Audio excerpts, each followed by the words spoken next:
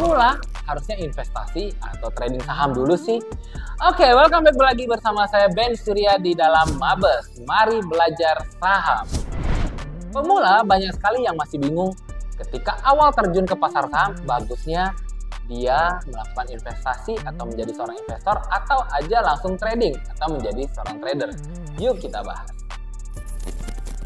Menjadi seorang investor, kita ibaratkan sebagai seorang petani aset. Kita bisa juga samakan seperti petani buah. Tentunya untuk menanam misalnya pohon apel, tentunya sang petani harus memiliki jangka waktu yang cukup panjang dan juga harus sabar, mulai dari pembibitan, pemupukan, perawatan, hingga pohon tersebut bisa tumbuh dan baru bisa menghasilkan buah.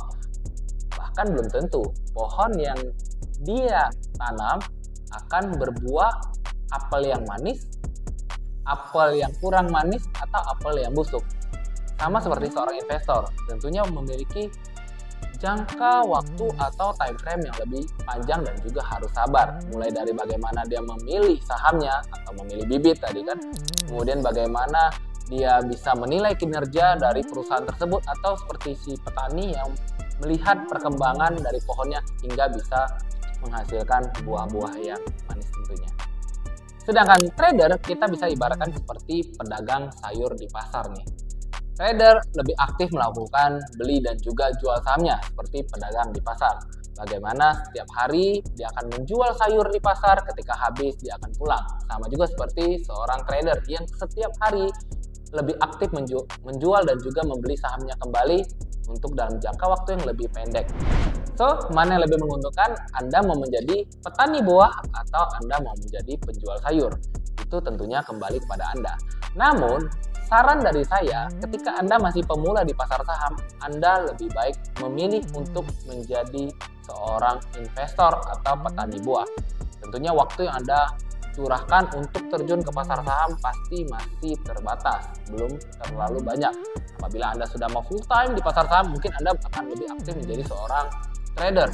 Di sini saya akan membandingkan antara seorang investor legendaris terkenal dunia dengan seorang trader legendaris juga dunia.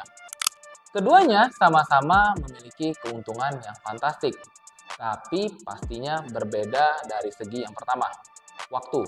Seorang investor pasti akan memiliki time frame yang lebih panjang, itu lebih ke medium hingga long term, jadi menengah sampai ke jangka panjang. Sedangkan seorang trader akan mengambil jangka waktu yang lebih kecil, yaitu harian, mingguan, ataupun hanya dalam jangka waktu bulanan.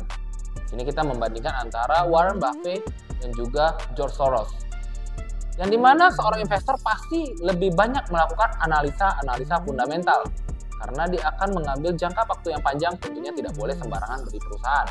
Namun seorang trader akan lebih banyak melakukan analisa teknikal untuk melihat pergerakan suatu harga naik dan juga turun.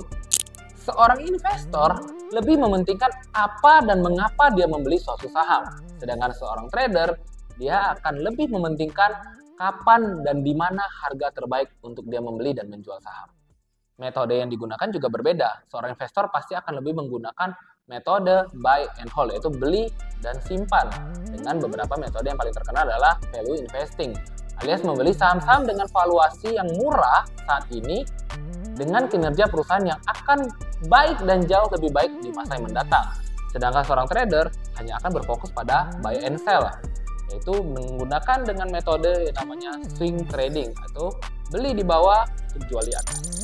Seorang investor itu lebih mementingkan untuk melakukan compounding aset, sedangkan seorang trader hanya akan berfokus pada building aset. Yang dimana seorang pemula yang apabila belum 50 hingga 100% tenaga dan pikirannya dicurahkan ke pasar saham, saya lebih menyarankan untuk menjadi seorang investor. Sedangkan apabila Anda sudah mulai fokus dan juga ingin terjun lebih dalam, Anda bisa lebih agresif tentunya menjadi seorang trader. Jadi mengapa pemula itu harus melakukan investasi terlebih dahulu? Karena kita harus kenal dulu profil risiko diri kita masing-masing.